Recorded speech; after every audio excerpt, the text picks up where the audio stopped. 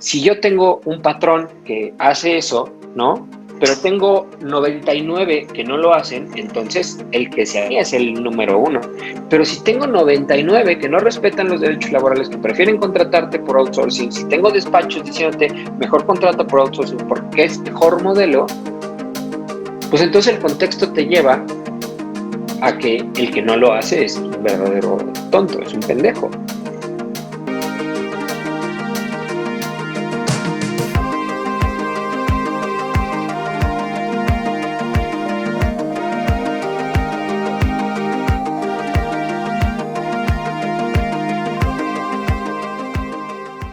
En realidad lo que se conmemora con el 1 de mayo es los logros alcanzados en el trabajo, que honestamente creo que han sido algunos, muchos en términos de ley, pero esta tendencia natural que existe de que el capital sea el opresor, el dueño de los medios de producción y le quite a los trabajadores sus derechos, creo que está ganando a la...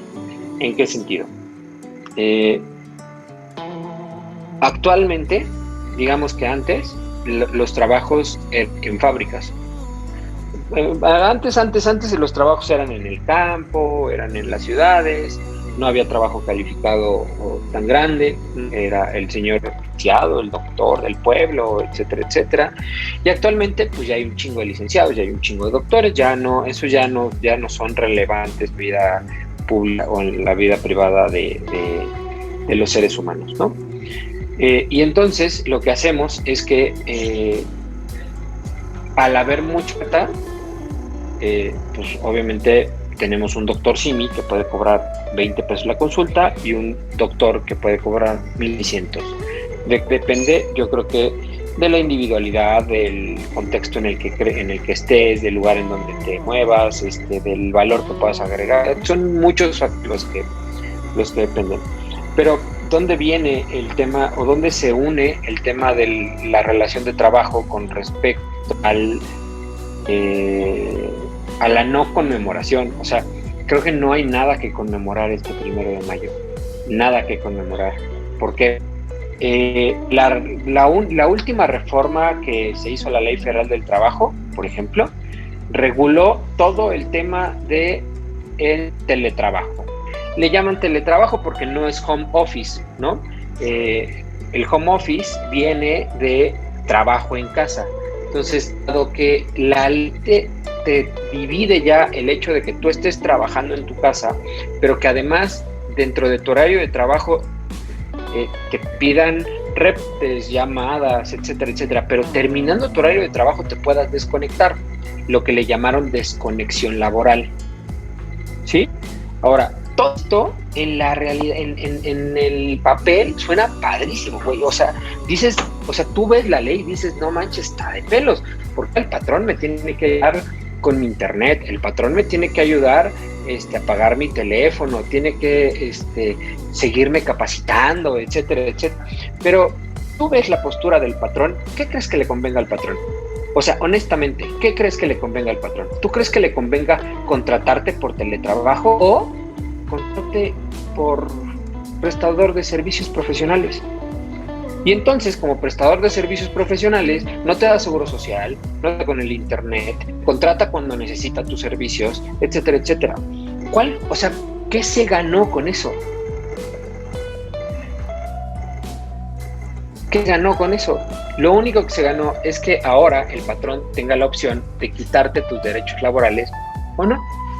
Eso depende eso creo que depende más bien de la monopolización que requiera el patrón de tu trabajo, porque el único beneficio que tiene el patrón de cuando te contrata y te paga tu proporcional de internet, te tiene con seguro social, etcétera, etcétera, es que tiene monopolizado tu trabajo. Es decir, solamente trabajas para él durante 8 horas, pero solamente trabajas para él. Eso es el único beneficio que tiene el patrón si te corta. De ahí en fuera, todos los demás beneficios son para el patrón. Todos los demás beneficios son para el patrón. Entonces, ¿cuál conquista de derechos laborales? Si se están quitando los derechos. Tú dime cuánto paga Uber de seguro social a todos sus repartidores. Cero. cero. Todos sus choferes, cero. O sea, esta historia con la que empezó Uber de decir, bueno, pues entonces yo tengo un coche y como voy a trabajar, no, yo vivo en la Ciudad de México y entonces voy a trabajar a Santa Fe, entonces agarro mi cochecito y me voy a trabajar a Santa Fe y digo, ay, ¿por qué no? En una de esas, alguien que vive por donde yo vivo a trabajar a Santa Fe, lo llevo y me dan una lana. Así empezó Uber. Pero hoy hay un teniente en donde tiene 6, 7, 8, 10, 15, 20 Ubers, en donde emplea a un trabajador que paga seguro social, que le pide cuenta y que además tiene que él pagar reparaciones del coche, tiene que hacer un montón de cosas que cero tiene que ver con la conquista de derechos laborales. Cero tiene que ver con la conquista de derechos laborales. Y pareciera ser que todas las empresas van para allá. Entonces, te decía, cero tiene que ver actualmente con la conquista de derechos laborales, que es lo que se celebraría el 1 de mayo de 2021.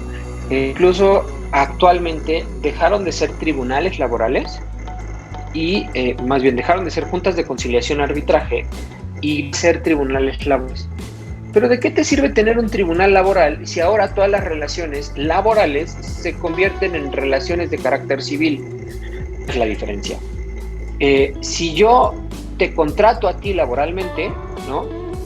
Tú tienes tus derechos, tienes tu derecho a una prima vacación, tienes derecho a irte de vacaciones, es más, yo te tendría que pagar vacaciones, tienes derecho a un aguinaldo, etcétera, etcétera. Si yo te contrato a través de la fórmula laboral, ¿no? Tienes que tener una seguridad social y todas tus prestaciones que han sido y que han obtenido a través de las luchas durante todo el tiempo. Pero, ¿y si dejamos eso de lado y mejor trato por ego? Pero además te exijo, pero además te pido, pero además yo trabajé en un despacho donde literal me pagaban un porcentaje de los asuntos y querían que estuviera yo en el despacho todo el día, todos los días, de lunes a viernes, como si fuera un horario laboral. Cero derechos laborales, cero derechos laborales. ¿Y cuál es el tema? Que todo el mundo dice, bueno, pero puedes ocurrir o puedes meter tu procedimiento para que respeten tus derechos laborales. Sí, ¿sabes qué pasa si yo meto mi procedimiento para que respeten mis derechos laborales? Me corren. Me corren. Simple y sencillamente me corren. No sirve para nada eso. ¿Por qué? Porque voy a ir a decirle al patrón, oye, tú patrón que me contrataste, entonces págame correcto, dame de todos mis beneficios laborales, págame seguridad social, etcétera, etcétera. Y entonces ya no existe como tal un respeto a ese conquista. Entonces, de verdad, no habría nada que festejar en este 2021 respecto de la conquista de derechos laborales. Y no es un tema, o sea, no es un tema del derecho, no es un tema, porque lo primero que hacemos, ¿no? Tenemos y si yo tengo un patrón que hace eso, ¿no? Pero tengo 99 que no lo hacen, entonces el que se haría es el número 1. Pero si tengo 99 que no respetan los derechos laborales, que prefieren contratarte por outsourcing, si tengo despachos diciéndote mejor contrata por outsourcing porque es mejor modelo, pues entonces el contexto te lleva a que el que no lo hace es un verdadero tonto, es un pendejo. Entonces viene este sentido, y ahí es donde hablábamos un poquito de Carlos Muñoz, este sentido de, mi madre, entonces yo voy a ser emprendedor. Pero, ¿sabes? Una cosa es ser emprendedor y otra cosa es ser autoempleado. Son dos cosas abismalmente distintas. Porque autoempleado es tener todas las responsabilidades de un empleado sin los beneficios de ser un empleado. Y eso está claro, porque mucha gente en México, mucha gente que outsourcea, que trabaja, que es freelance, etcétera, etcétera, mucha gente está en ese lugar. Donde no está generando empleos, no está generando negocio. ¿Y por qué no genera negocio? Pues porque te pagan una mierda. Porque ¿por qué te voy a pagar más por el trabajo que haces 3 horas que lo que le pago a otro por el trabajo que hacen 8. Prefiero pagarle menos al que lo hacen 8, aunque se haga dejo 4, pero lo tengo monopolizado. Entonces, creo yo que este 1 de mayo no habría que festejar los derechos laborales. Y como te digo, lo más fácil, lo que hacemos todos los mexicanos es agarrar y decir, la culpa es del gobierno, no tenemos leyes suficientes, no, pero creo que es contextual. Porque todos esos que dicen que no tenemos leyes y que están en una posición, cambian de argumento cuando se cambian de posición. Solamente puedes tener los huevos de hablar eso cuando, siendo empleador, le pagas a tus trabajadores, les das seguro social, etcétera, etcétera. Mientras puedes hablar. No puedes hablar. Porque entonces te estarías mordiendo la lengua. Entonces, en el momento en el que dejemos de pensar en nosotros mismos y en la utilidad y comencemos a pensar en la utilidad del negocio y comencemos a pensar en las otras personas y en los otros seres humanos, a lo mejor va a cambiar algo. Pero no es culpa del gobierno, esta vez no, la verdad. Porque si tú ves en la letra, la última reforma laboral, es hasta elegante, es digna. El momento de llevarla a la realidad es que nos falta sociedad.